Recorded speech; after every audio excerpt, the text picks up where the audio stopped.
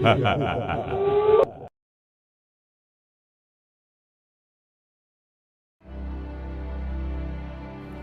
Dhaka medical কলেজের final ইয়ারে পড়ে।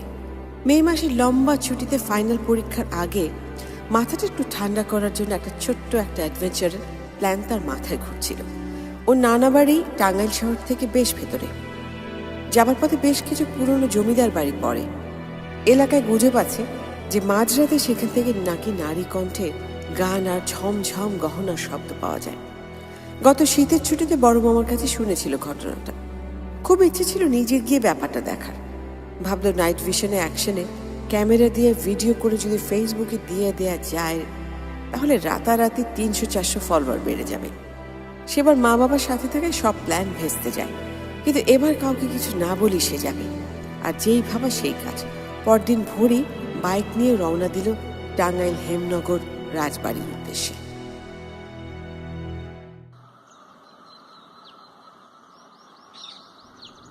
উফ, হাইওয়েগুলোতে এত ট্রাফিক। পৌঁছানোর কথা সকাল 11টা, এখন দুপুর 2টা বাজতে চলল।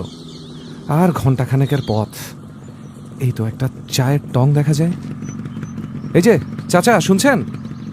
হেমনগর রাজবাড়ির রাস্তাটা কি ডানে মোড় নিয়ে নাকি বাম দিকে সোজা? আপনি কি ঢাকা থেকে আইছেন বাবা? জি। তা ওইখানে যাবেন কি বিষয়ে? আমার নানা বাড়ি আরশিনগর যাবার পথে ওটা পড়ে। আমি শখের ফটোগ্রাফার, যেতে যেতে একটু ছবি তুলবো ভাবছি। শহরে থাকেন তো, আপনাকে শখগুলান বড়ই অদ্ভুত। আচ্ছা চাচা, একটা দুধ চা আর 2টা বিস্কুট দিন তো। দিতাছি বাবা। এই বাবাজি, এসব মনে না করলে একটা কথা কইতাম। আমার বাড়িও হেমনগরে, আর 2 ঘন্টা পর আমিও রওনা হমু। আপনার জন্য এটা একা খুঁজে বাইর করা বেশ কঠিন হইব।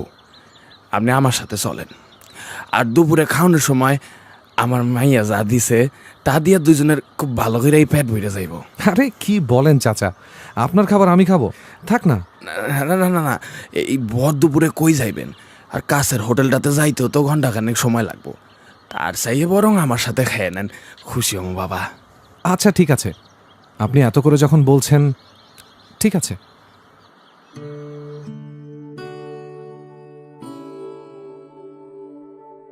বাহ, আপনার মেয়ে তো দারুণ রান্না করে। খুব ভালো হয়েছে রান্না। মা ওরা মেয়ে আমার একাই বড় করছি। আমি ছাড়া দুনিয়াতে কেউ নাই। বাড়ি থেকে কলেজটা দূর বললা ফার্স্ট ইয়ারের পর আর পড়াইতে পারি নাই। বই পড়তে ভালোবাসে খুব, বড়ই সুন্দর গান করে। বাইরের লোকজনের লগে খুব একটা মিশে টিশে না। আপনারা দুজন একা থাকেন? হেমনগর রাজবাড়ির ভেতর আমরা থাকি, দেখাশোনার কাজ করি আর কি। একজন মালি আর মাসিমা আহে সপ্তাহে 2 বার। ওই বাগান ছাটাছাটি মালি কইরা দিয়া যায়, আর ওই মাসিমা আইসা ঘরটা ঝাড়পোছ দিয়া চলে যায়। এই বিরাট বাড়ির মালিকরা দেশের বাইরে থাকেন। তাদের এক আত্মীয় ঢাকা থেকে বছরে 1-2 বার আসেন, বাড়িটা দেখা যায়। প্রতি মাসে কিছু খরচ টরচ দিয়া যায় আমার আর কি। বাহ, ভালোই হলো। আমি তো ওখানে এক রাত থাকবো বলেই ভেবেছিলাম। আমারই কপাল বলুন। কিছু যদি মনে না করেন, আপনাদের ওখানে কি একটা রাত আমি... সে আর কইতে হইব না, ছবি তোলার কথাতেই বুঝছি আপনি ওখানে একটু বেশি সময় থাকবার লেগেই আইছেন। আর এই বাড়ি নিয়ে তো অনেক গুজব আছে, তাই কৌতূহলটাও মানুষের কম না, ওইটাও একটু বেশি। মানে আমি আসলে সেই জন্য কিন্তু আসিনি, আমি ছবি তুলতেই এসেছি। আচ্ছা আচ্ছা, বাদ দেন, খাইয়া লন, বিশ্রাম কইরা রওনা দিমো। আজকে রাতে আপনি আমার অতিথি। লাবিব যখন মহেন্দ্রপালের সাথে হেমনগর রাজবাড়িতে পৌঁছল, সূর্য তখন অস্ত যাচ্ছে। সূর্যাস্তের কমলা আভায় লালচে ইটের প্রাগৈতিহাসিক জমিদার বাড়িটাকে জীবন্ত কোনো পেইন্টিংয়ের মতো মনে হচ্ছিল। মনে হচ্ছিল শত বছর আগের কোনো রহস্য চাপা পড়ে আছে এই লাল ইটের সুরকির নিচে। কি যেন বলতে চায় বাড়িটা। সদর দরজা খুললেই একটা তুলসী গাছ বাড়ির আঙিনার এক পাশের উঠোনে জ্বলছে সন্ধ্যা প্রদীপ। তার সামনে প্রণাম করে দাঁড়িয়ে আছে এক পেড়ে শাড়িতে লম্বা ঘন চুলের অদ্ভুত সুন্দর একটা মেয়ে। মেয়েটাকে দেখে মনে হলো গত সরস্বতী পুজোয় কলেজের মণ্ডপে দেবীর যে মূর্তিটি দেখেছিল এ যেন তারই প্রতিচ্ছবি। বয়স 17 কি 18 হবে। কোনো মানুষ এমন ঘোর লাগা সৌন্দর্যের অধিকারী হতে পারে তা লাবিব আগে কখনো ভাবিনি। একদম প্রথম দেখাতেই ভালো লেগে যাবার মতো। সে মনে মনে ভাবে, প্রেমে পড়ার অনুভূতি বুঝি এমনই হয়।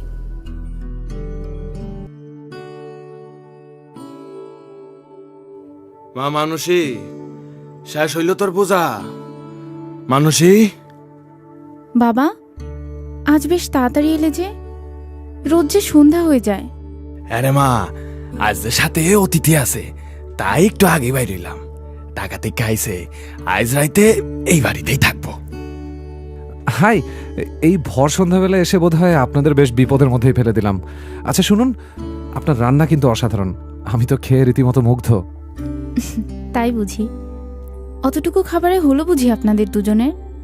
বাবা, ওনাকে উপরতলার ঘরটায় নিয়ে যাও। আমি গরম পানি আর তোয়ালে নিয়ে আসছি। না না, এত ব্যস্ত হবেন না, আমি ঠিক আছি। বাবাজি, মানুষই ঠিকই কইছে। সেই কখন ঢাকা থেকে আইসেনি মোটর সাইকেলে। স্নান কইরা নেন, খাওয়া দাওয়া কইরা নেন, তারপর বাড়িটা কইরা দেখামুনি আপনারে। আচ্ছা ঠিক আছে। পুরনো জমিদার বাড়িতে কেমন যেন একটা ধূপের পুরনো গন্ধ। অনেক পুরনো হলেও বাড়িটার যে বেশ যত্ন নেওয়া হয় সেটা বোঝা যায়। দোতলা ডান দিকের শেষের বারান্দার পাশের ঘরটায় মহেন্দ্রপাল নিয়ে গেল লাবিবকে। ঘরটার দরজা খোলার সাথে সাথে মনে হলো রবি ঠাকুরের কোনো এক ছোট গল্পের দৃশ্যপটে কোথাও সে ঢুকে পড়েছে। ছবির মতো সেই পুরনো দিনের খাট, পাশে ছোট টেবিল, দেয়ালে লাগোয়া ড্রেসিং টেবিল, কাঠের আলমারি, সব কিছু পরিপাটি। লাবিবের মনে হলো তার ট্রিপ প্ল্যানটা মনে হয় যতটা ভেবেছিল তার চেয়েও বেশি এক্সাইটিং হতে যাচ্ছে।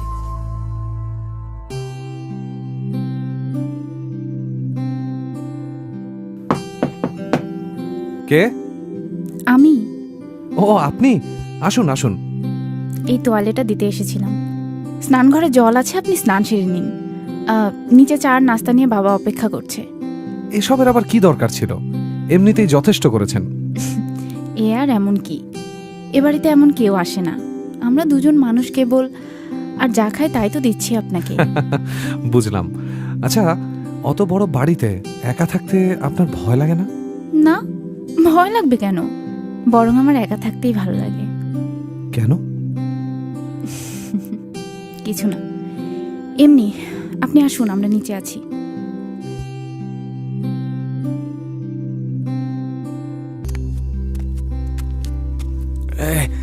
আসেন আসেন, স্নান করছেন, এখন নিশ্চয় অনেক বেশি ভালো লাগতাছে। হ্যাঁ, একদম ঠিক বলেছেন। আচ্ছা, এই বাড়িটা ঠিক কত পুরনো? তা 200 বছরের পুরান তো হইবই। জমিদার হেমচন্দ্র সেই সময় এই অঞ্চলের দুর্দান্ত প্রতাপশালী জমিদার আছিল। তার স্ত্রীর নাম আছিল মণিমালিকা। তার নামেই পিছনে একটা দিঘি আছে। লোকজনে কইতো অসম্ভব সুন্দর আছিল তিনি। 6 মাসে একবার পরগনার জমিদারদের সভা বইতো এখানে। সকল জমিদাররা তাদের পরিবার নিয়ে আইতো এইখানে। লোকে বলা বলি করে সেই সময় জমিদার পুরুষ আর বউ ঠাকুরনরা আইতো মণিমালিকা আর তার গয়না দেখতে। বিশেষ কইরা পান্না, রুবি আর হীরার তৈরি চন্দ্রের হারটা দেখতে। চন্দ্রহার দেখতে আসতো? লোকে এমনও বলে ভরা পূর্ণিমার রাতে সেই চন্দ্রহার আর গয়না পরে মণিমালিকা নাকি দিঘির বারে কইরা বেড়াইতো। এই দিঘির জলে ডুইবাই নাকি মণিমালিকা মইরা যায়। তার লাশ কখনো খুঁজে পাওয়া যায় নাই। আইজও পূর্ণিমা রাইতে নাকি অনেকেই তারে দেখতে পায়। ধান্দায় বইরা তার কাছে চইলা যায়, আর তারপর সেই দিঘির জলে ডুইবা মরে। বাহ, বেশ ইন্টারেস্টিং তো। আপনি দেখেছেন নাকি কখনো? আপনি চাইলে সে আপনাকে দেখা দিতেও পারে। না, মানে শুনে একেবারে সাউথ ইন্ডিয়ান সিনেমার গল্প মনে পড়ে গেল। এক সুন্দরী রানী, তার গহনা পরে ভরা পূর্ণিমায় রাতে দিঘির পারে হাঁটাহাঁটি। একদম হরর মুভির প্লট। আচ্ছা, আপনি ভূত বিশ্বাস করেন? পৃথিবীতে এমন অনেক কিছুই আছে যার ব্যাখ্যা থাকে না। ব্যাখ্যাতীত ঘটনাগুলো ভূতের কাণ্ড বলে ধরে নিতে পারেন। আপনি তো মনে হয় এ বিষয়ে অনেক কিছু জানেন। পড়েছি বইয়ে, কলেজের লাইব্রেরিতে। আহা মনি, কি শুরু করলি ছেলেটার লগে? খাইতে দে তো আগে। মণি? আপনার নাম মণি? আমার নাম মানসী, বাবা আদর করে মনি ডাকে। চাটা খেয়ে নিন, সাথে ঝাল পিঠা, আশা করি মন্দ লাগবে না। হ হ, খাইয়া লন, তারপর আপনারে লইয়া পুরা বাড়িটা ঘুইরা দেখাইতাছি। খান খান। জমিদার হেমচন্দ্র 17 দশকের শেষের দিকে এই তল্লাটের প্রভাবশালী জমিদার ছিলেন। প্রচুর ধন সম্পদ থাকায় তার অহংকার ছিল প্রচণ্ড। মনে করতেন অর্থ দিয়েই পৃথিবীর সবকিছু কেনা যায়।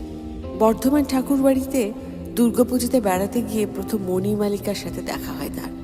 অসম্ভব রূপবতী মণিমালিকাকে হেমচন্দ্র বিয়ে করার সিদ্ধান্ত নেন, যে বিয়ের কারণ ভালো লাগার চেয়ে বেশি ছিল সবাইকে ঈর্ষান্বিত করা। এছাড়াও মণিমালিকার বাবা মা না থাকায় তার বড় কাকু জমিদার রমেন্দ্র ঠাকুর অর্থলোভেই মণিমালিকাকে তার চেয়ে 20 বছরের বড় হেমচন্দ্রের সাথে বিয়ে দেন। বিয়ের কিছুদিনের মধ্যে মণি বুঝতে পারে হেমচন্দ্র তাকে বিয়ে করে এনেছেন নিছক লোক দেখানোর আর শোভা বর্ধনের জন্য। কোনো ভালোবাসা ছিল না সেখানে। তার হাতিশালায় থাকা পরগনার শ্রেষ্ঠ হাতি, বিশাল হেমনগর রাজবাড়ি বা শিকার করা সেরা বাঘের ছাল নিয়ে লোকমুখে যে গল্প হয়, মণিমালিকাও তেমনি এক প্রাণময় বস্তু ছাড়া আর কিছু নয়। হেমচন্দ্র মণিমালিকাকে প্রচুর শাড়ি আর গহনা দিয়েছিলেন। মনে করতেন ওতেই মণি খুশি হয়ে যাবে।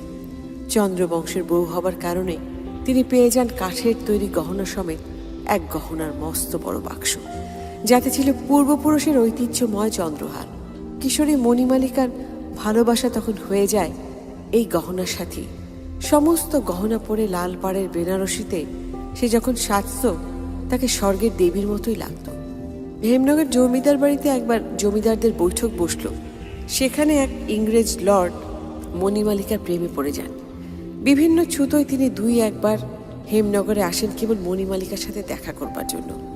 অবশেষে একদিন হেমচন্দ্রকে প্রস্তাব করেন মণিমালিকাকে তার সাথে যাতে একদিনের জন্য শিকারে নিয়ে যেতে পারেন। এতে মণিমালিকা কিছুতেই রাজি না হয় ক্ষুব্ধ হন লর্ড।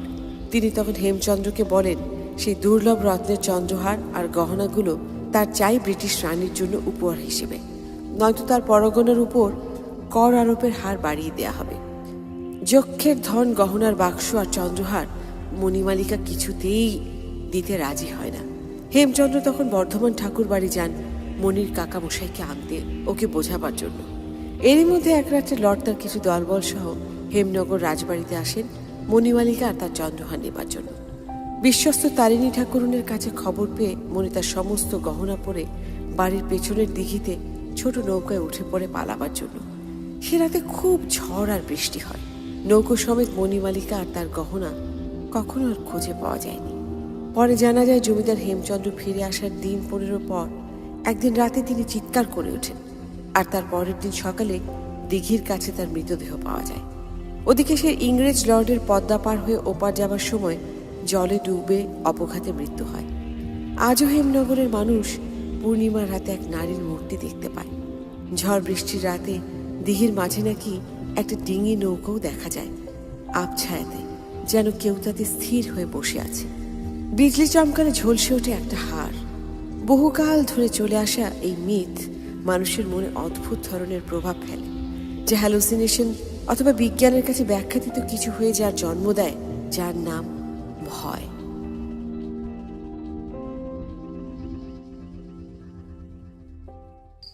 আশা করি হারিকেনের আলোয় দেখতে খুব একটা অসুবিধা হইতাছে না, যদিও ভিতরে বাতি জ্বলতাছে।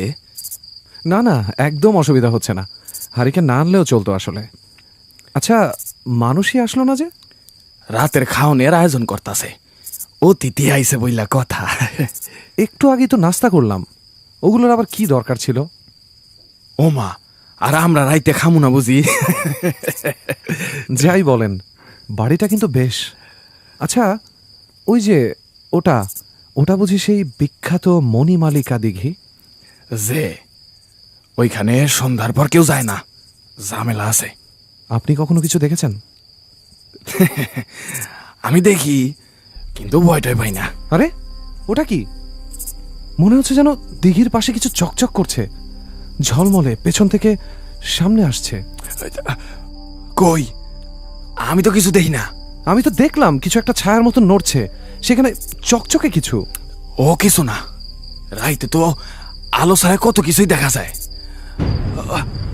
ওমা, মেঘের গুড় গুড় শোনা যাইতেছে। কি বাতাস ছুটছে, মনে হয় ঝড়াইব। চলেন চলেন, ভেতরে ঘরে যাই, চলেন। ঠিক আছে ঠিক আছে, চলেন।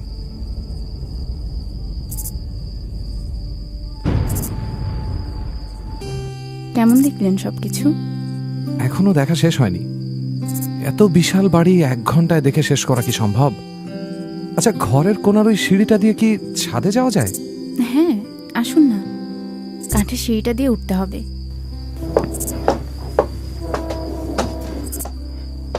আরে, এটা তো দেখি একটা ঘর। আয়না, খাট, কাঠের আলমারি। আপনার ঘর বুঝি? আরে, আপনার শাড়ির আঁচলে যে কাঁদা লেগে আছে। ও কিছু না, এটা চিলেকোঠার ঘর, আমি এখানেই থাকি। ওই দরজাটা খুললেই ছাদ। বাহ, দারুণ তো। আপনার ঘরটা বেশ। হ্যাঁ, এটা মনির ঘর। আমার এরকম পুরনো বাড়ি খুব ভালো লাগে। মনে হয় যেন এর আগেও এসেছি এখানে। দেজাভু। ও বাবা, আপনি জানেন দেখছি ব্যাপারটা। Life after life. কেট এটকিনসনের এই বইটার অনুবাদ পড়েছিলাম স্কুলের লাইব্রেরিতে, দেজাভু নিয়ে। ওয়াও, কি সুন্দর আয়না।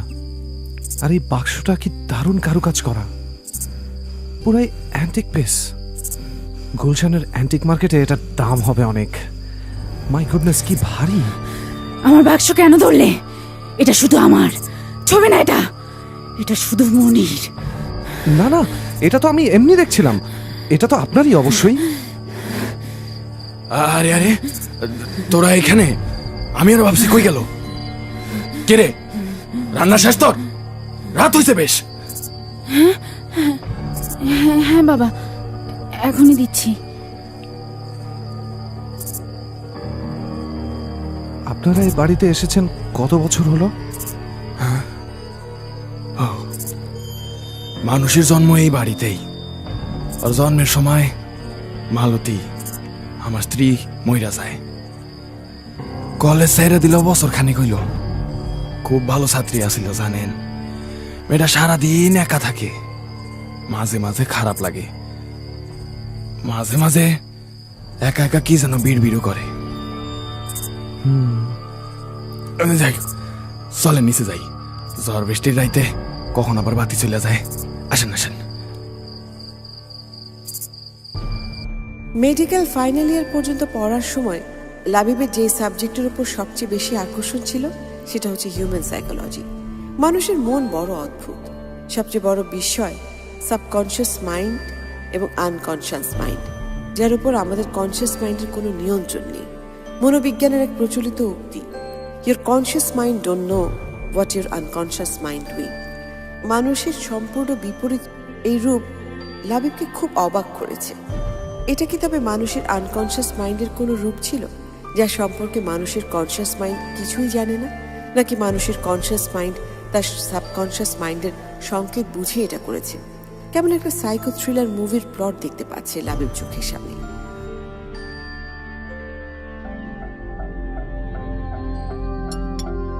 বাবাজি, খাওয়ান দাওয়ান ঠিক আছে তো? কি যে বলেন, এত কিছু রেঁধেছেন, কখন করলেন এসব? এটা খেতে একদম মাংসের মতো। এটা সয়ার তরকারি, ওটা পোস্ত আলু, ভাপা পটল। আহা, বহুদিন পর বাড়ির খাবার খেলাম জানেন। আপনি কিন্তু দারুণ রাঁধেন। এই টক আর ডালটা, উফ, এমন কিছু আগে কখনো খাইনি আমি। ওটা টমেটোর মিষ্টি টক আর উচ্ছের ডাল। কার কাছ থেকে শিখেছেন এমন রান্না? মনির কাছ থেকে। কিছু বললেন? এই এই বাড়ির ঝাড় পোছা দিতে পাশের গ্রামের বিধবা অমলা আসে। ওর সাথে ওর খুব ভাব, ওর কাছ থেকেই শিখছে। বড় ভালো মাইয়া। আচ্ছা আচ্ছা, আমার খাওয়া শেষ। ওরে বাবা, এটা আবার কি? পায়েস? ছানার পায়েস। কি বলে যে আপনাকে ধন্যবাদ দিব। পুরো বাংলা খাবারের ভুড়ি ভোজ হয়ে গেল আজকে। আপনি হাত ধুয়ে নিন, আমি ওপরের ঘরে মশারি দিয়ে আসছি, রাতে যাতে আরামে ঘুমাতে পারেন।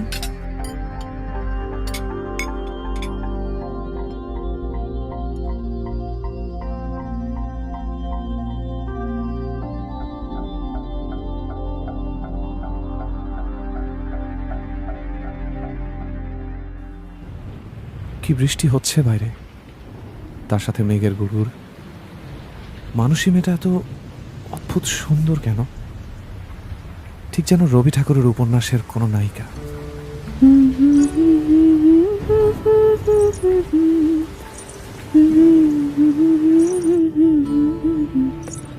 এই শুনছো? কে কে আপনি? আমি, চিনতে পারছো না? আমি মনি। মনি? মানুষই এটা কি আপনি? আমার চন্দ্রহার নেবার জন্য এসেছিস তো? পাবি না, কিচ্ছু পাবি না।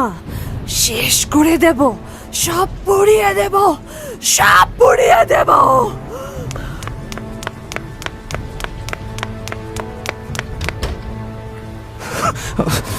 শুনুন, কোথায় আপনি? দাঁড়ান। এই ছায়াটা কোথায় যাচ্ছে? মানুষই নাকি অন্য কেউ?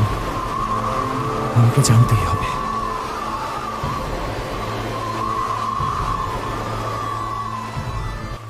নারী ছায়া মূর্তিটার পেছন পেছন লাবিব দোতলা সিঁড়ি বেয়ে 3 তলায় চলে এলো। বিদ্যুতের চমকে যতটুকু দেখা যায় তাতে বোঝা যাচ্ছে কেউ এখানে খুব একটা আসে না। মোবাইলের টর্চটাও জ্বালিয়ে নিল। হঠাৎ করেই যেন ছায়া মূর্তিটা হাওয়ায় মিলিয়ে গেল। 3 তলার শেষে একটা বেশ বড় সিংহ দরজা, একটা মরচে পড়া তালা লাগানো, একটু জোরে টান দিতেই খুলে গেল। কেমন গুমোট একটা গন্ধ। আবছা আলোয় মোবাইল টর্চে লাবিব দেখতে লাগলো বিশাল ঘরের মাঝখানটা ফাঁকা। বেশ দূরে পুরোনো আমলের একটা ভারী কাজ করা চেয়ার। পুরো ঘরটা লাল গালিচা দিয়ে মোড়া। একটা দেয়াল জুড়ে বিশাল বড় বড় কিছু পোর্ট্রেট। এটা নিশ্চয়ই হেমচন্দ্রের পূর্বপুরুষদের আর জমিদারদের ছবি। এটা যে জমিদার বাড়ির জলসাঘর ছিল সেটা বিশাল ঝাড়বাতিগুলো দেখেই বোঝা যায়। লাবিব যেন হঠাৎ করেই সেতারের মূর্ছনা আর তবলার বোল শুনতে পেল। হঠাৎ একটা পেইন্টিং এর দিকে লাবিবের চোখ চলে গেল। অসম্ভব সুন্দরী এক রমণীর ছবি। লাল টকটকে শাড়ি, মাথায় চওড়া সিঁদুর, বড় বড় বিশাল কালো চোখ আর গা ভর্তি গহনা। বিশেষ করে গলায় একটা হাড়ের দিক থেকে সে চোখ সরাতে পারল না। কি যেন ছিল সেখানে। এ কার মুখ ছবি? সে কোথায় দেখেছে এই মুখখানা? লাবিব একটা ঘোরের মধ্যে যেন কোথায় চলে গেল। মুহূর্তে মনে হলো সবকিছু যেন খোলা হয়ে গেল, যেন অন্য একটা সময় চলে এলো সে।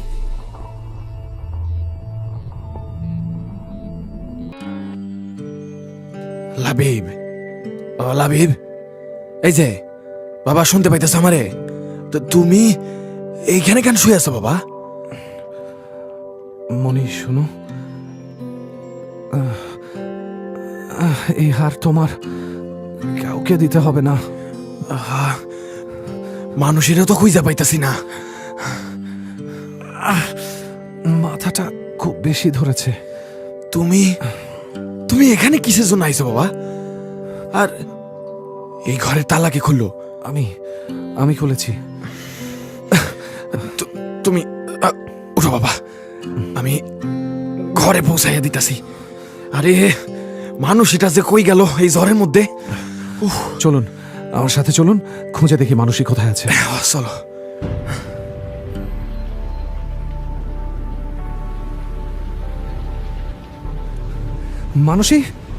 মানুষই কোথায় তুমি? মা, মনি, কই গেলি মা আমার? বাড়ির পেছন দিকটা চলুন তো, দিকের দিকটায়। চলো।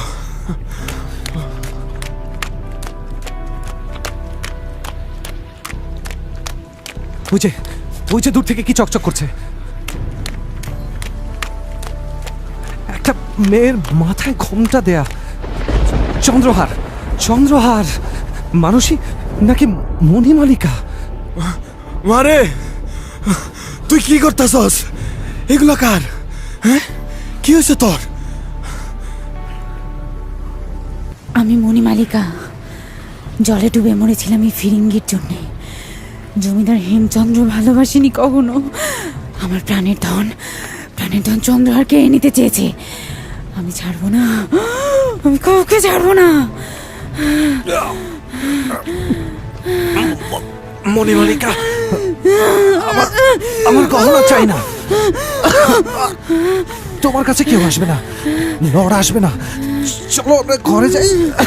জমিদার তোকে এই জলে ডুবিয়ে মারবো, নিস্তান নেই তোর। মানুষে কি করতেছস তুই? সাইরা ধরে মা, সাইরা দে মা, কালী রক্ষা করো সাইরা দে।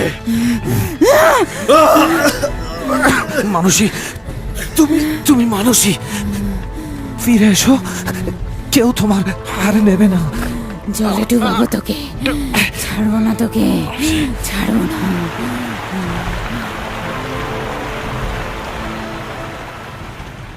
ভয়াল ঝড়ের একটা রাত, এতটুকু একটা মেয়ের গায়ে এমন অসুরের মতো জোর কোত্থেকে এলো? এই মানুষই নয়, এ যেন অন্য কেউ। বিজলির চমকে লাবিব স্পষ্ট দেখল এ তো সেই জলসাঘরের পেইন্টিং এর মেয়েটা, হুবহু মানুষের মতো দেখতে। লাবিবের দম বন্ধ হয়ে আসছিল, কাঁপা হাতে কি মনে করে সে মানুষের গলার হাতটা চেপে ধরল। এক ঝটকায় মানুষের গলা থেকে হাতটা খুলে ফেলল লাবিব, আর সাথে সাথেই মাটিতে লুটিয়ে পড়ল মানুষই। মহেন্দ্রকে ডেকে তুলে দুজনে মিলে মানুষকে ঘরে নিয়ে চলল।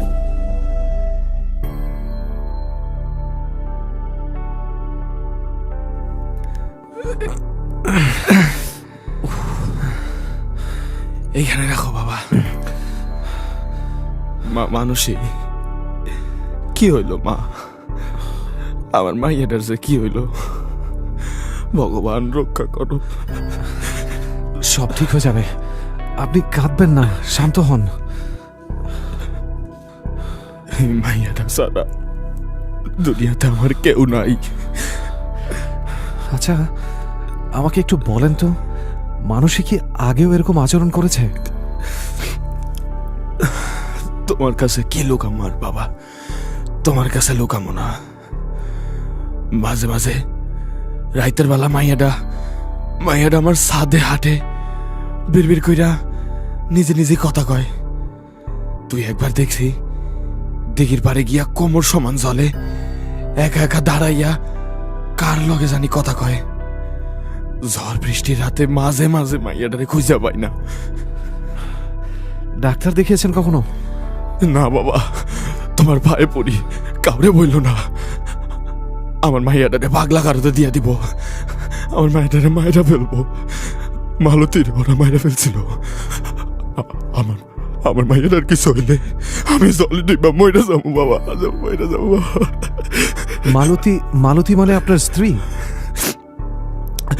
এই বাড়িতে আসার পর থেকে আর কি কি জানি গলডঙ্গল হইতো বাবা।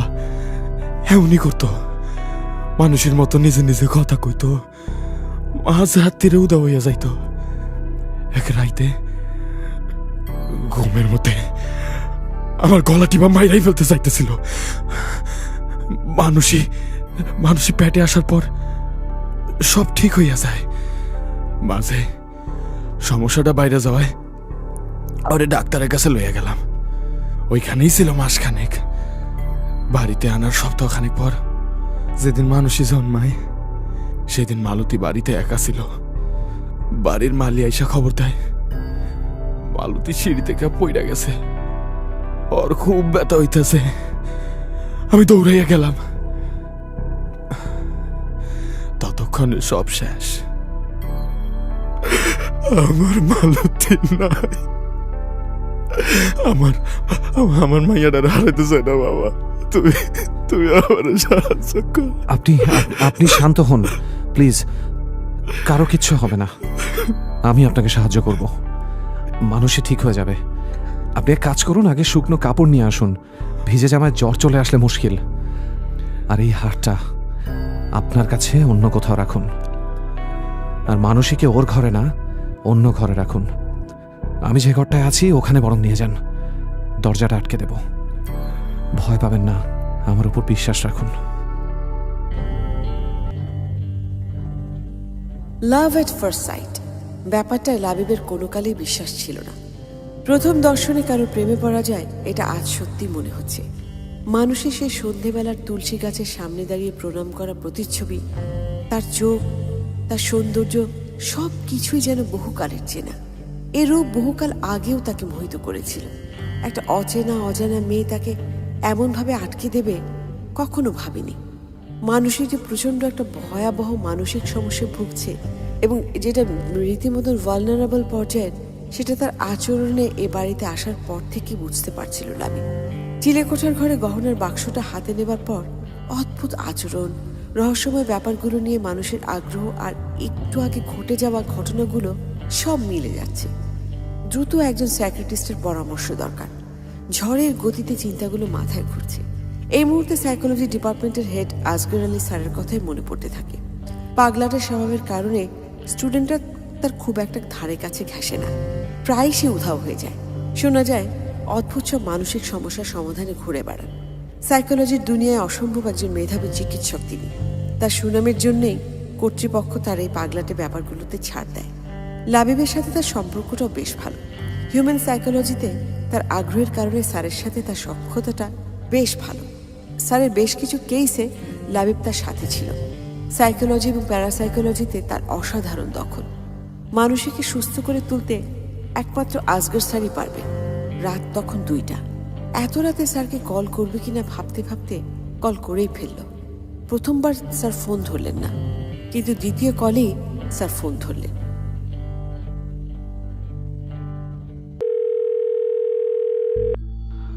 আরে লাবিব, এত রাতে তুমি? সরি স্যার, এত রাতে ফোন করার জন্য। আসলে খুব বড় ধরনের একটা সমস্যায় পড়ে আপনাকে কল করলাম। আমার কাজটাই তো সমস্যা নিয়ে। এই সমস্যার সমাধান করতে এখন সিরাজগঞ্জ আছি, ভোরে ঢাকার দিকে রওনা দেব। হোয়াট আ কোইন্সিডেন্স স্যার, আমি টাঙ্গাইলের হেমনগরে আছি। আপনি যদি কাল একটু আসতে পারতেন যাবার পথে। বিষয়টা বেশ জটিল, আমি জানি, অন্যায় আবদার, তারপরেও I need your help sir. It's okay my child, আমার সাথে গাড়ি আছে, ড্রাইভ করে আসতে হার্ডলি 2 ঘন্টা লাগবে। আমি ভোরে রওনা দিচ্ছি। I will be there within 7। Thank you so much sir. You welcome.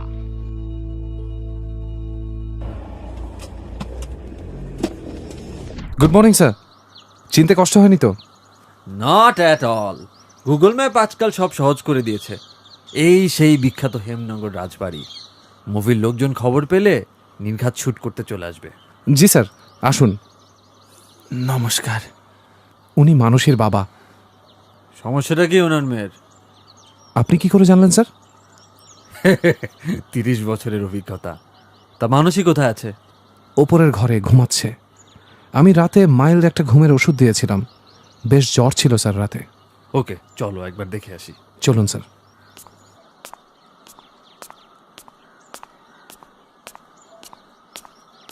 মানুষই ঘুম ভাঙলো মা? এই যে দেখ, ডাক্তার সাহেব আইছেন তোরে দেখতে। বাবা একটু জল দিবে? আমি এ ঘরে কেন? কিছু না মানসী, রাতে তোমার শরীর খুব খারাপ ছিল, তাই এই ঘরে নিয়ে আসা। উনি কে? উনি আমার স্যার। এদিকে এসেছিলেন, আমাকে এমনি কল দিল, আমি বললাম চলে আসতে। কেমন আছো মানসী? ঠিক ভালো। তোমার হাতটা একটু দেখি তো। ভয়ের কিছু নেই, ভালো হয়ে যাবে তুমি। আমার কি হয়েছে বাবা? কিছু না মানসী, তোমার কিছু হয়নি। স্যার তোমাকে একটু দেখবেন।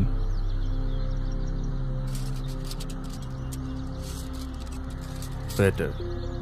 মহেন্দ্রবাবু, সম্ভব হলে ওকে 1 গ্লাস গরম দুধ খাওয়ার ব্যবস্থা করুন। আচ্ছা। লাবিব, আমার সাথে চলো, একটু কথা ছিল। মানুষের ঘর থেকে বের হয়ে আসগর আলী আর লাবিব দোতলার এক কোণায় এসে দাঁড়ালো। লাবিবের পর এখানে আসার পর থেকে যা যা ঘটেছে সব বলতে লাগলো। সব শোনার পর আসগর আলী লাবিবকে মানুষের সেই চিলেকোঠার ঘরে নিয়ে যেতে বলল।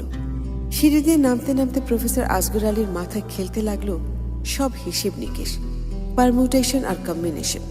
বহুদিন পর আরেকটা জটিল সমস্যার মুখোমুখি সে। দেখা যাক কে যেতে, যুক্তি নাকি প্যারাসাইকোলজি।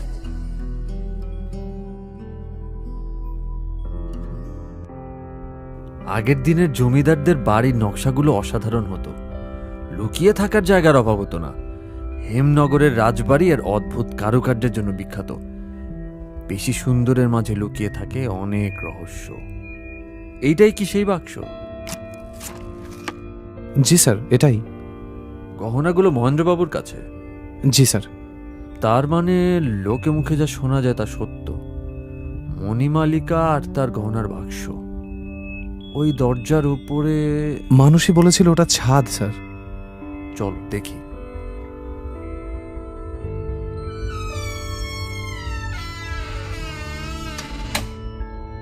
পুরনো আমলের ছাদ, গত রাতের বৃষ্টিতে ভিজে একাকার, ভেজা একটা গন্ধ। পুরনো বাড়িতে আসলে মানুষের মাঝে মাঝে ডেজাভু হয়, জানো নিশ্চয়ই। জি স্যার, কোনো কোনো জায়গায় গেলে যেন মনে হয় এখানে আগেও একবার এসেছি। বিজ্ঞানের কোনো ব্যাখ্যা নেই, কিছু যুক্তি আছে, কিন্তু তারপরেও তা অমীমাংসিতই থেকে যায়। বিজ্ঞান আরও কিছু ব্যাপারের ব্যাখ্যা জানে না, যেমন রিকার্নেশন বা পুনর্জন্ম। প্রাচীন কিছু ধর্মে বিশ্বাস করা হয় আত্মার কোনো মৃত্যু নেই, তারা দেহ হতে দেহতে স্থানান্তরিত হয়, সে কারণেই পুনর্জন্ম হয়। প্যারাসাইকোলজির সৃষ্টি সেখানে। হয়তো গত রাতের ঘটনার থেকে আমিও তেমনটাই বিশ্বাস করতে শুরু করেছি স্যার। ছাদের ওই কোণাটায় কি কোনো কার্নিশ আছে? আমি তো আসিনি স্যার, তাই আমি আসলে ঠিক বলতে পারবো না। চলো ওদিকটায় যাই।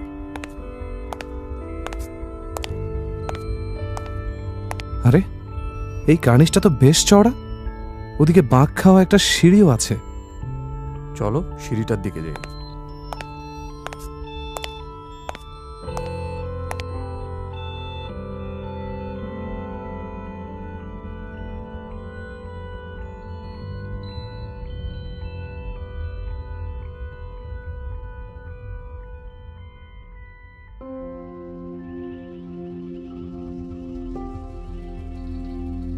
কার্নিশটা পার হয়ে সিঁড়ি বেয়ে উপরে উঠতে লাগলো প্রফেসর আজগর আর লাবিব। একটু পরে মৃদু আলোয় একটা করিডোর দেখতে পেল। মোবাইলের টর্চ জেলে সামনে এগোতে লাগলো দুজন। একে বেঁকে উপরের দিকেই যেন যাচ্ছে করিডোরটা। একটা সময় এসে বেশ বড় কাঠের দরজার সামনে এসে দাঁড়ালো। দরজায় পুরনো দিনের কাঠের পাল্লা দেয়া। দুজনে মিলে ধরাধরি করে পাল্লাটা খুলে ফেলল। দরজাটা জোরে ধাক্কা দিতেই খুলে গেল। রাতের আধারে লাবিবের বুঝতে অসুবিধা হচ্ছিল, কিন্তু এখন দিনের বেলায় আবছা আলো স্পষ্ট দেখতে পেল। এটা সেই জলসাঘর। কাল রাতে যে ছায়ামূর্তির পেছন পেছন সে এখানে চলে আসে। তাহলে গত রাত্রের ছায়ামূর্তি কি আর কেউ নয়, সেটা মানুষই ছিল।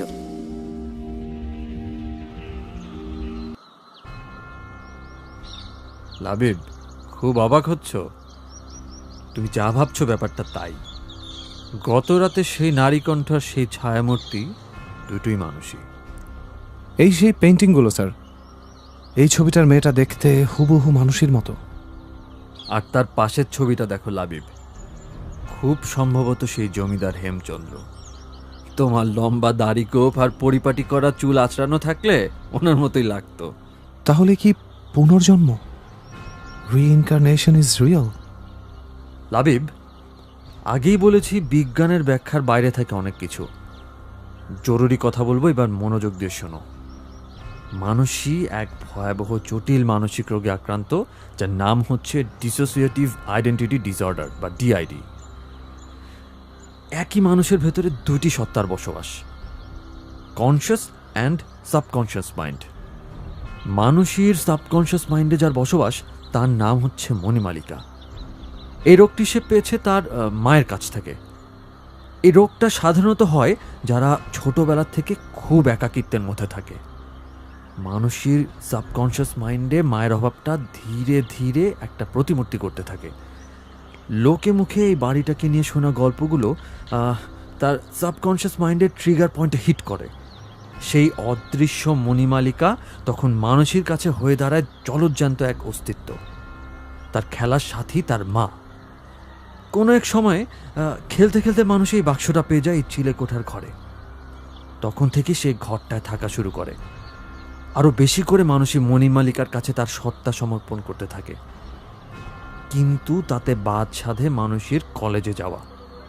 স্কুল কলেজের লাইব্রেরিতে বই পড়ে মানুষই প্যারাসাইকোলজির ব্যাখ্যাগুলো জানতে থাকে। সে বুঝতে পারে তার কোনো একটা সমস্যা আছে। মণিমালিকা বলে বাস্তবে হয়তো কারো কোনো অস্তিত্ব নেই। ঠিক তখনই মানুষের সাবকনশিয়াস মাইন্ডের মণিমালিকা তার উপর সম্পূর্ণ ভর করে। মানুষের সেই আচরণ দেখে মহেন্দ্র ভয় পেয়ে যায়। নিজের মেয়েকে হারানোর ভয়ে সে তার কলেজ যাওয়া বন্ধ করে দেয়। এতে মানুষই আবার একা হয়ে যায়, তার কনসিয়াস মাইন্ডের উপর পুরো নিয়ন্ত্রণ নিয়ে নেয় তার সাবকনসিয়াস মাইন্ড। মানুষই পরিণত হতে থাকে মণিমালিকাতে। ও বসবাস করতে শুরু করে 200 বছর আগের সেই হেমনগর রাজবাড়িতে। পরিস্থিতি স্থিতিশীল ছিল, কিন্তু আবার ট্রিগার পয়েন্টে চাপ পড়ে যখন তুমি এই রাজবাড়িতে আসো। কাকতালীয়ভাবে তোমার চেহারার সাথে জমিদার হেমচন্দ্রের অদ্ভুত মিল, যাতে মানুষই বিশ্বাসই করে নেয় যে তুমিই হেমচন্দ্র। ও নিজ আগ্রহী তোমাকে ওর ঘরে নিয়ে যায়, আর তুমি সেই গয়নার বাক্সটাই হাতে নিয়ে জাগিয়ে দাও মানুষের ভেতরে ঘুমিয়ে থাকা মণিমালিকাকে। স্যার, ওকে কি কোনোভাবেই মণিমালিকার কাছ থেকে মানুষেতে ফিরিয়ে আনা সম্ভব নয়? খুব ভালোবেসে ফেলেছো মেয়েটাকে। যাই হোক, হ্যাঁ সম্ভব, কিন্তু 50-50 চান্স। হয় সাবকনশিয়াস মাইন্ডের মণিমালিকা চিরতরে সেই দিঘির জলে হারিয়ে যাবে আর মানুষই ফিরে আসবে, না হলে মানুষই মণিমালিকায় পরিণত হবে। ওকে ফেরানো অসম্ভব হয়ে যাবে। যা হয় করুন স্যার, আমি জানি আপনি পারবেন। দাঁড়াও, একটু বুদ্ধির গোড়ায় আগুন দিয়ে নেই।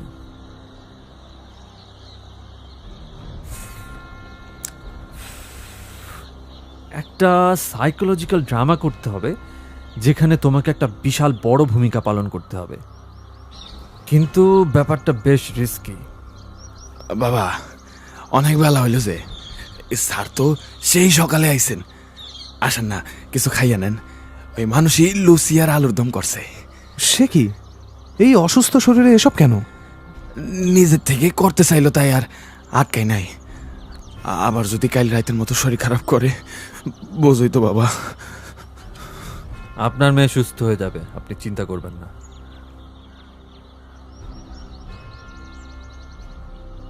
সাদা শাড়ি, লাল পাড়ে, ভেজা চুলে মানুষই অসম্ভব সুন্দরী মেয়েটাকে দেখলে দেবীর মতন লাগে। এই শান্ত মুখখানা দেখলে কে বলবে গত রাতের তার সেই রুদ্র রূপ? উফ, কি ভয়াবহ ছিল সে রূপ। খাবার খেতে খেতে খুব গভীরভাবে মানুষকে পর্যবেক্ষণ করছিলেন প্রফেসর আসগর আলী, যেন মানুষের মাঝে মণিমালিকাকে খুঁজছিল সে।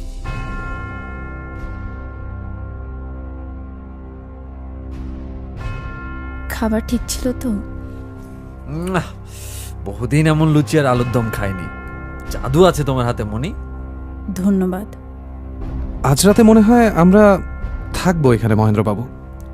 হ, তা তো ঠিকই। জ্বর বাদলের দিন কোনো সমাধান তো করতে পারলাম না। আপনারা বিশ্রাম নেন, আমি বাজার থেকে একটু মাছ মাংস নিয়ে আসি। তার কোনো দরকার নেই, আমি ভেজিটেরিয়ান, মানে মাছ মাংস খাই না।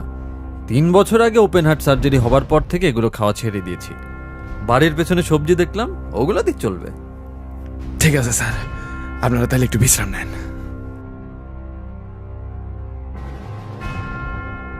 রাত 8টা বাজে। বাড়ির নিচতলার বৈঠকখানায় একটা গ্র্যান্ডফাদার ক্লক আছে। ঢং ঢং করে 8টার ঘন্টা বাজলো সেখানে। সাথে সাথেই বিজলি চমকে উঠল, আর ইলেকট্রিসিটিও চলে গেল। আর কিছুক্ষণের মধ্যেই নামলো বৃষ্টি। দূর থেকে এই প্রাসাদটাকে ভুতুড়ে দেখাচ্ছিল। আজ রাতে একটা গল্পের অবসান ঘটবে। প্যারাসাইকোলজির এক জটিল ধাঁধার সমাধান হবে আজ রাতে। লাবিব, মহেন্দ্র আর প্রফেসর আসগর বসে আছে সেই হল ঘরটার ভেতরে, সব আলো বন্ধ করে। ঘুটঘুটে অন্ধকারে কেবল প্রফেসর আসগর আলীর ধরানো সিগারেটের শিখা জ্বলছে আর নিভছে। মানুষকে তার চিলে কোষার ঘরে রাখা হয়েছে। অপেক্ষার পালা শেষ হচ্ছে না। লাবিব যেন নিজেই শুনতে পাচ্ছে নিজের হৃদস্পন্দন।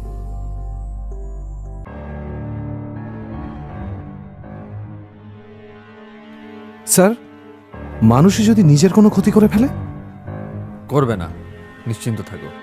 রক্ষা করো মা দুর্গা, রক্ষা করো।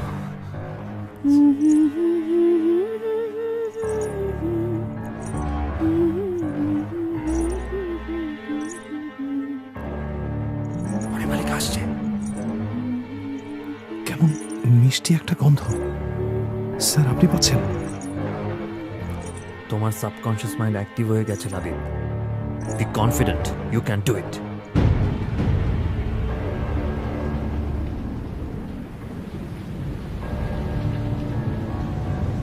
জমিদার বাবু, কত কাল ধরে তোমার অপেক্ষা করছিলাম।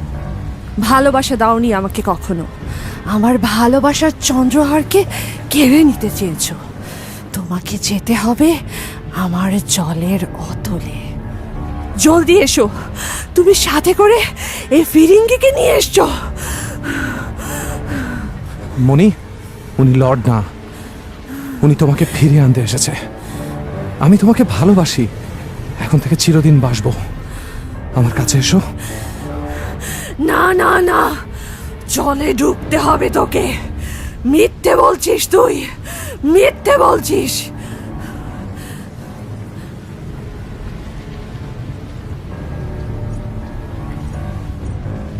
কুইক ফলো হল লাবিব, ওর পেছনে যাও। মানসী দাঁড়াও। আমি মণিমালিকা, আমি মণিমালিকা।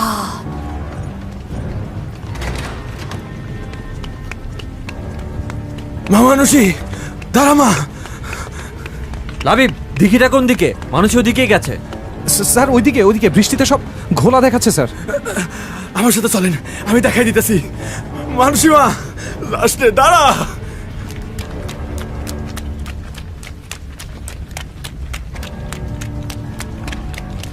লাবিব, দিঘির ওখানটায় দেখো মানুষই।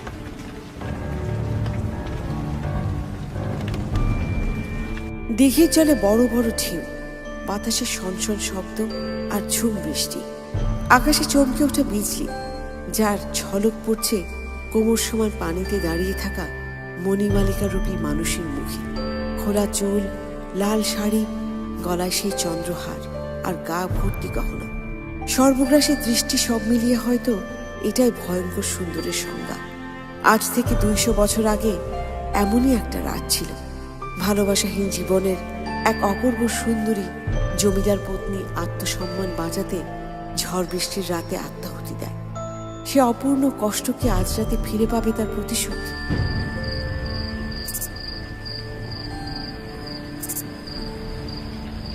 মানসী, ফিরে এসো, ওখান থেকে চলে এসো মানসী। আমি আমি আছি, তোমাকে ভালোবাসি আমি। না না না, মিথ্যা। তুমি ভালোবাসো না আমায়। আমার এই চন্দ্রহার নিতে তুমি এসেছো, আমি জানি। তুমি ভুল জানো মানসী। এই দেখো, আমি তোমাকে নিতে এসেছি।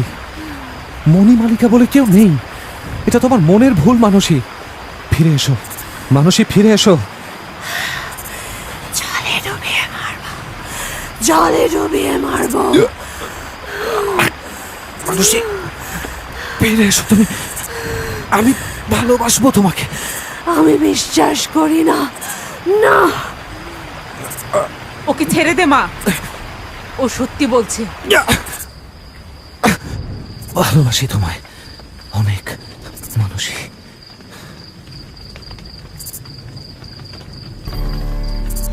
সেই ভয়ঙ্কর সময়টাতে যখন লাবিব প্রায় জ্ঞান হারাচ্ছিল, তখনই হঠাৎ মানুষের ঠিক পেছনে একটা নারী মূর্তি দেখতে পায়। সে যেন ঝটকা টানে লাবিবকে অসম্ভব শক্তিতে ধরে রাখা মানুষের কাছ থেকে ওপরে তুলে ধরে। মুহূর্তে লাবিব মানুষের ঠোঁট স্পর্শ করে। ওর যেন মনে হয় একটু ভালোবাসার ছোঁয়া পাবার জন্য শতাব্দী ধরে অপেক্ষা করছিল মানুষই। এই স্পর্শের অনুভূতি তার বহু আগেই দেবার কথা ছিল হেমচন্দ্রের হয়ে। তখন যা দিতে পারেনি, আজ লাবিব হয়ে তা সে মানুষকে দিল। মালতের মৃত্যু হয়েছিল মানুষের জন্মের সময়, কিন্তু তার অতৃপ্ত আত্মা সবসময় ছিল মানুষের পাশে। অন্তিম সংকটের মুহূর্তে সে এসে দাঁড়ালো তার নারী ছেঁড়া ধন মানুষের পাশে। সাবকনশিয়াস মাইন্ডের মণিমালিকাকে কেবল মালতী থামাতে পারত। ভালোবাসার শক্তির কাছে পৃথিবীর সব শক্তি পরাজিত হয়। ঘৃণা, লোভ, লালসার স্থায়িত্ব খুবই কম।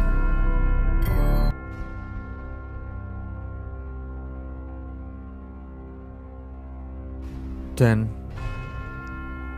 9, 8, 7, 6, 5, 4, 3, 2, 1. মানসী, তুমি এখন ফিরে এসেছো। তোমার কনশিয়াস মাইন্ডে মণিমালিক আর কখনো ফিরবে না। ওর কোনো অস্তিত্ব নেই। তুমি মানুষই, শুধুই মানুষই। বাবা, আমি মানুষই। লাবিব কোথায়? এই যে মানুষই, আমি এখানে আছি তোমার পাশে। আমার কি হয়েছিল? কিছু হয় নাই মা, একটু জ্বর হয়েছিল, স্যার ওষুধ দিছে, সব ঠিক হয়ে যাইব। একটু বিশ্রাম নাও মানুষই। তোমার হাতে রান্না না খেয়ে কিন্তু রওনা দিচ্ছি না।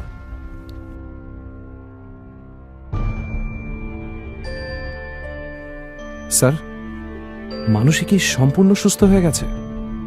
হ্যাঁ, হিপনোটাইজ করবার পর ওর সাবকনশিয়াস মাইন্ডের লেভেলের ট্রিগার পয়েন্ট আর নেই। কিন্তু হ্যাঁ, ওকে অবজারভেশনের মধ্যে রাখতে হবে। আশা করছি কোনো সমস্যা হবে না। আমি রাখবো স্যার। আমি মহেন্দ্রবাবুর সাথে কথা বলেছি। এখন থেকে অমলা নামে যে ভদ্রমহিলা রয়েছেন এ বাড়িতে আসেন কাজ করতে, সে থাকবে মানুষের সাথে। ওর কলেজ যাবার ব্যবস্থাটাও করে ফেলেছি স্যার। কিন্তু আমার কিছু প্রশ্ন ছিল, কিছু ব্যাপার আমি এখনো বুঝতে পারিনি।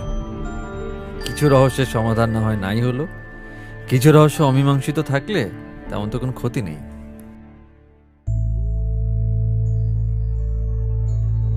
কিছু ঘটনা ব্যাখ্যাহীন। সেদিন রাতে লাবিবের ফোন পাওয়ার কিছুক্ষণ পর ঝিমুনির পর ঘুম আসে আসগর আলী।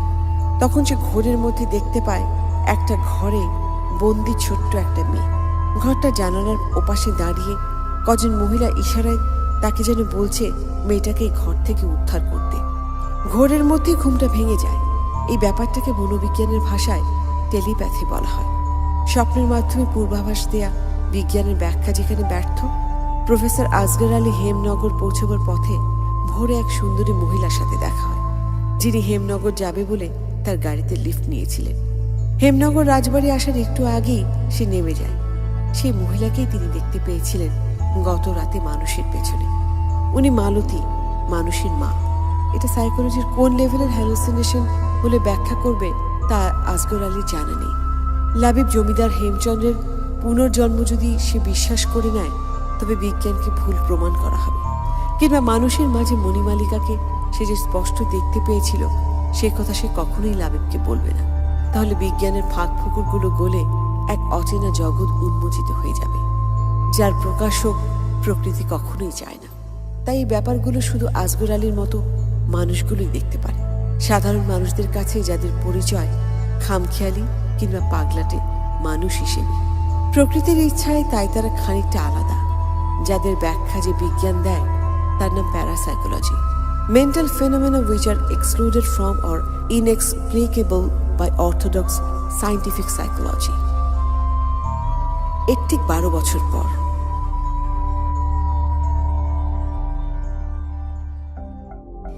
বাবা দেখো, মা আমাকে এই বইটা পড়তে দিয়েছে। ওরে বাবা, গল্পগুচ্ছ? হ্যাঁ, আমি অর্ধেকটা পড়েও ফেলেছি। বাহ, বেশ তো। বাঙালি হলে রবি ঠাকুর তো পড়াই লাগবে। তা কেমন লাগছে তোর পড়তে? একটু কঠিন, কিন্তু বুঝতে পারছি। না বুঝলে মাকে জিজ্ঞেস করছি, বলে দিয়েছে। এখানে একটা গল্প আছে বাবা, মণিহারা, অনেক সুন্দর। মণিহারা? হ্যাঁ। আচ্ছা বাবা, আমাকে এমন গহনা বানিয়ে দিবে মায়ের সেই কাঠের বাক্সে যেমন ছিল। কোন কাঠের বাক্সের কথা বলছিস মা? ওই যে তোমাদের ঘরে মা সেই সকাল থেকে বাক্সটা নিয়ে বসে আছে। কি বলছিস? চল দেখে আসি। মানুষী, তুমি এভাবে বসে আছো কেন? এই বাক্সটা কোথা থেকে এলো? গতকাল মনসুর চাচা দিয়ে গেল। হেমনগর রাজবাড়িটাতে একটা জাদুঘর হচ্ছে। আমার ঘর থেকে ওই বাক্সটা পেয়েছে। উপরে এই চিরকুটটাও ছিল। প্রিয় মানুষী, আছি আমি তোমার মাঝে যত দূরে যাও। চোখ বুঝলেই আধার নামে, তবু তুমি রও। মানুষই নয়, তার ছায়াতে পারমিতার তরে। ইতি মণিমালিকা।